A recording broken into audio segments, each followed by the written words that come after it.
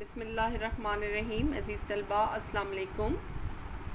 ہم نے اس سے پہلے والے لیکچر میں شیخ سعدی رحمۃ اللہ علیہ شیرازی کی حکایتیں پڑھی تھیں اور میں نے ہر حکایت جو ہے وہ ساتھ ساتھ آپ کو اس کی وضاحت کی تھی، آپ کو سمجھایا تھا۔ آج ہم اس سبق کی مشق کریں گے۔ جی بچوں، مشق کرتے ہوئے چند باتوں کو آپ نے ذہن میں رکھنا ہے جو کہ اکثر میں آپ کو آپ کی کلاس میں بھی بتاتی ہوں کہ ایک تو خوش خط آپ نے کام کرنا ہے، خوش خطی کا بہت خیال رکھنا ہے، مارجن لائن ضرور ڈرا کرنی ہے، اس کے علاوہ صفحہ نمبر آپ نے تحریر کرنا ہے، مورخہ جو ہے وہ بھی لکھنا ہے، اور سبق کا نام جو ہے یا سوال جو ہے وہ آپ نے اس کے لیے بلو مارکر استعمال کرنا ہے، اور جواب کے لیے آپ نے کرڈ پین جو ہے قلم بھی جسے کہتے ہیں وہ آپ نے استعمال کرنا ہے۔ اس کے علاوہ جو ہے آپ جتنے مشکل الفاظ میں نے آپ کو کروائے ہیں پہلے لیکچر میں سمجھائے ہیں، وہ سارے مشکل الفاظ اور ان کے معنی جو ہیں وہ اپنی نوٹ بک میں کرنے ہیں۔ اس کے بعد ہم مختصر جواب جو ہیں سوالات ہیں ان کے مختصر جوابات تحریر کریں گے۔ بچوں ایک بات اور اپنے ذہن میں رکھیں کہ مختصر جواب بھی آپ کا کم از کم 2 سطروں پر ضرور مشتمل ہو، مطلب آپ نے جواب 2 لائنوں میں ضرور لکھنا ہوگا۔ ایسا نہیں ہے کہ ایک لفظ لکھ دینا ہے یا ایک لائن میں جواب دینا ہے، کم از کم آپ کی 2 سطریں جو ہیں ضرور ہونی چاہیے۔ پہلا سوال ہے ہمارا، بھوک رکھ کر کھانا سے کیا مراد ہے؟ بھوک رکھ کر کھانا مطلب کم کھانا یا ابھی بھوک باقی ہو اور کھانے سے ہاتھ کھینچ لینا۔ ابھی بھوک باقی ہو اور کھانے سے ہاتھ کھینچ لینا، اس سے یہ مراد ہے۔ پہلی حکایت میں کون سی حکمت کی بات بتائی گئی ہے؟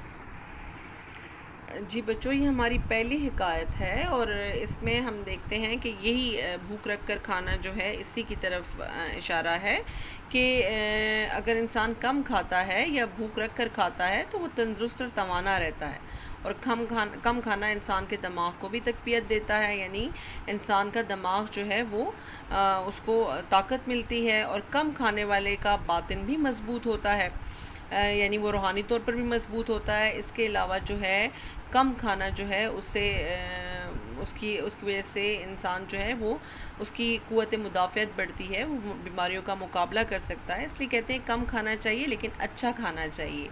اور جو لوگ زیادہ کھاتے ہیں تو ایک تو ان کے معدے پر بوجھ پڑتا ہے، اور پھر وہ طرح طرح کی بیماریوں میں بھی مبتلا ہو جاتے ہیں۔ اور ایک بات اور کہ کم کھانے سے انسان کی عمر بھی بڑھتی ہے۔ بچوں میں آپ کو شروع میں ہی ایک بات بتا دوں کہ میں سوالات جو ہیں وہ صرف آپ کو اپنے الفاظ میں بیان کروں گی ان کے جوابات، اس لیے کہ جب آپ لکھیں گے تو آپ جواب خود سے تحریر کریں گے اور اپنے الفاظ میں لکھنے کی کوشش کریں گے، اس لیے جواب کو غور سے ضرور سنیں۔ جی بچوں اگلا سوال ہے کہ دوسری حکایت کا مرکزی خیال کیا ہے؟ مرکزی خیال کیا ہوتا ہے؟ مرکزی خیال مصنف یا شاعر کا جو تصور ہوتا ہے، جو نقطہ نظر ہوتا ہے، وہ مرکزی خیال کہلاتا ہے۔ ہماری دوسری حکایت جو ہے وہ یہ والی ہے، اگر آپ نے سبق کو پڑھا ہوگا تو آپ کو سمجھنے میں بھی آسانی ہوگی۔ اس حکایت میں بھی ایسا ہے کہ عموماً ایسا ہوتا ہے کہ لوگ جو ہوتے ہیں وہ ناقدری اور ناشکری کرتے ہیں، حالانکہ اللہ تعالیٰ نے انہیں بہت سی آسائشیں دی ہوتی ہیں، نعمتیں دی ہوتی ہیں، اس کے باوجود وہ گلہ شکوہ کرتے نظر آتے ہیں۔ اس کی وجہ یہ ہوتی ہے کہ ان کا کبھی آزمائشوں سے یا تکلیفوں سے پالا نہیں پڑا ہوتا۔ بالکل ایسا ہی ہے، اس حکایت سے بھی یہی ظاہر ہو رہا ہے، اور جو مصنف ہیں ان کا نقطہ نظر بھی کچھ یوں ہی ہوگا کہ انسان جو ہے وہ اس کو قدر تب آتی ہے جب وہ اس تکلیف یا مشکل سے گزرتا ہے، اور جو پھر اس کے آس پاس جو اس کو آسائشیں سہولتیں ہوتی ہیں یا جو لوگ ہوتے ہیں وہ ان کا قدردان ہو جاتا ہے۔ جب تک اس کا مشکلوں سے یا آزمائشوں سے پالا نہیں پڑا ہوتا تب تک اس کو اپنے قریب کی آسائشوں سے سہولتوں سے جو ہے اس کو اندازہ نہیں ہوتا کہ یہ اس کے لیے کتنی اہم ہے۔ جی عزیز طلباء اگلا سوال ہے کہ حاتم نے کس اعتبار سے لکڑہارے کو اپنے سے زیادہ باہمت قرار دیا؟ یہ ہماری غالباً چوتھی حکایت ہے۔ اس میں حاتم سے جب پوچھا جاتا ہے کہ اس کا کبھی ایسے کسی شخص سے پالا پڑا جو اس کو زیادہ خود سے زیادہ باہمت نظر آئے، کیونکہ حاتم بہت سخی تھا، بہت کھلے دل سے خرچ کرتا تھا، تو اس نے کہا کہ ہاں ایک لکڑہارا جو ہے، جب یہ واقعہ کچھ یوں ہی ہے کہ وہ لکڑہارے کے پاس جاتا ہے اور اسے کھانے کی دعوت کا اس سے ذکر کرتا ہے۔ لکڑہارے کو پتہ نہیں ہوتا کہ یہ حاتم خود ہے، تو وہ اسے کہتا ہے کہ نہیں، میں خود محنت کر کے جو کماتا ہوں، مجھے اس پر زیادہ فخر محسوس ہوتا ہے۔ تو یہ چیز اس کے لیے، حاتم کے لیے بہت جو ہے اس کو وہ پسند کرتا ہے کہ مطلب یہ شخص کتنا باہمت ہے کہ اپنے دستے بازو پر اس کو اس قدر ناز ہے۔ چوتھی حکایت میں ضرورت مند شخص مالدار آدمی کو دیکھ کر واپس کیوں چلا گیا؟ جی بچوں، یہ چوتھی حکایت میں جو ہے اس سے یہ ظاہر ہوتا ہے کہ انسان کا جو چہرہ ہوتا ہے وہ اس کے اخلاق کا عکاس ہوتا ہے، مطلب اس کے چہرے سے اس کا خلق، اس کا اخلاق جو ہیں اس کے وہ ظاہر ہوتے ہیں۔ تو یہ شخص جب اس شخص کے پاس جاتا ہے تو دیکھتا ہے کہ وہ شخص جو ہے وہ بہت ہی منہ بسور کے بیٹھا ہوتا ہے، اور تو یہ اسی طرح سے ہی، بجائے یہ کہ اپنی حاجت اس کو بیان کرے، وہ اسی طرح سے ہی واپس چلا جاتا ہے۔ اور جب اس سے پوچھا جاتا ہے کہ تم نے اپنی حاجت بیان نہیں کی اور تم وہاں سے کیوں واپس آ گئے، تو وہ یہی کہتا ہے کہ اگر آپ کسی کے سامنے اپنی ضرورت یا حاجت بیان کریں تو یہ ضرور دیکھ لیں کہ وہ شخص جو ہے وہ کس قدر با اخلاق ہے۔ اگر وہ با اخلاق ہے تو اس کے سامنے اپنی حاجت بیان کریں، اگر وہ بد اخلاق ہے تو کبھی بھی اس کے سامنے اپنی حاجت یا ضرورت جو ہے وہ بیان نہیں کرنی چاہیے، کیونکہ بجائے یہ کہ وہ اس کی مدد کرے، الٹا جو ہے وہ اس کو اپنے برے رویے سے اس کی انا کو ٹھیس پہنچائے گا۔ اس سے یہ ظاہر ہوتا ہے۔ پانچویں حکایت میں کون سی حکمت کی بات بتائی گئی ہے؟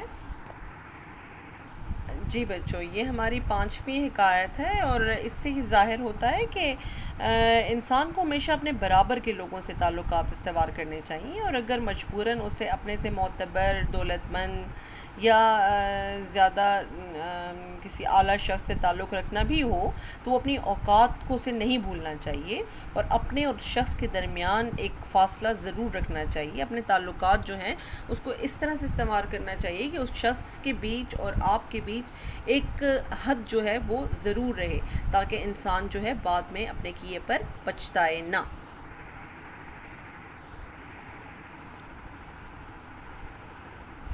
جی بچوں، اگلا سوال ہے کہ نااہل شخص کو ذمہ داری سونپنے کا کیا نتیجہ نکلتا ہے؟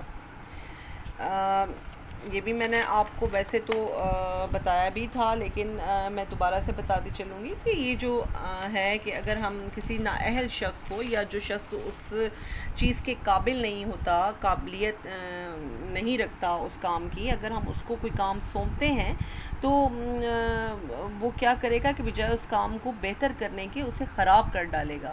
اس لیے ہمیشہ ایسے شخص کو ہی کام دینا چاہیے جو اس کام کا اہل ہو، تاکہ وہ کام جو ہے درست ہو سکے، نہ کہ وہ کام خراب ہو۔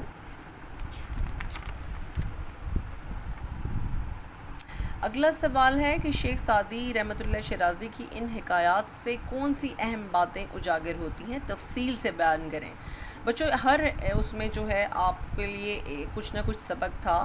آپ نے وہ جتنے بھی، مطلب اس میں آپ کے لیے جتنے بھی سبق ہیں ہر حکایت میں، ٹوٹل یہ 6 حکایتیں ہیں، آپ نے ہر ایک اس میں سے، جیسے اب بھوک رکھ کر کھانا ہے ایک، اور دوسری جو ہے ناقدری یا قدر ہو جانا جو ہے اس کے متعلق ہے، تو اس طرح آپ نے ہر ایک کو ایک ایک لائن میں اس کو لکھنا ہے، اور یہ پوائنٹس میں آپ نے جواب دینا ہے۔ 6 حکایتوں کے کم از کم آپ کے 6 لائنوں میں جواب ہونا چاہیے، چونکہ یہ ایک تفصیل سے جواب مانگا گیا ہے تو یہ آپ کا تفصیلاً جواب ہوگا، اس لیے آپ اس کو اس طرح سے لکھیں گے۔ اگلا سوال ہے ہمارا معنی لکھیں۔ یہ جتنے بھی الفاظ ہیں ان کے معنی میں آپ کو اپنے پچھلے لیکچر میں بتا چکی ہوں۔ اب ایک کام جو ہے وہ میں نے آپ کو کرنے کے لیے دینا ہے، اور وہ یہی ہے کہ ان الفاظ و تراکیب کو اپنے جملوں میں اس طرح استعمال کریں کہ ان کے معنی واضح ہو جائیں۔ آپ نے ان جو الفاظ ہیں ان کے جملے بنانے ہیں، لیکن وہ جملے اس طرح سے ہوں کہ جب آپ جملہ بنائیں تو وہ سمجھ میں آئے کہ اس کا معنی کیا ہوگا۔ اس لیے میں آپ کو معنی یہاں نہیں بتاؤں گی، آپ نے جملے بنانے کی کوشش کرنی ہے۔ یہ محاورات اور الفاظ ہیں جن کو آپ نے جملوں میں استعمال کرنا ہے، اور وہ جملے اس طرح سے ہوں گے کہ معنی ان میں ضرور واضح ہوگا۔ آپ نے معنی لکھنا نہیں ہوگا، لیکن جملہ پڑھتے ہی سمجھ میں آ جائے گی کہ ضرور اس کا معنی یہ ہے۔ جی بچوں، یہ تو ہمارا آج کا جو ہمارے مشق میں کام تھا وہ ہم نے کیا۔ اس کے علاوہ ہماری اس مشق میں کچھ لینگویج کا کام بھی ہے، وہ انشاءاللہ ہم اگلے لیکچر میں کریں گے۔ اپنا بہت خیال رکھیں۔ شکریہ، اللہ حافظ۔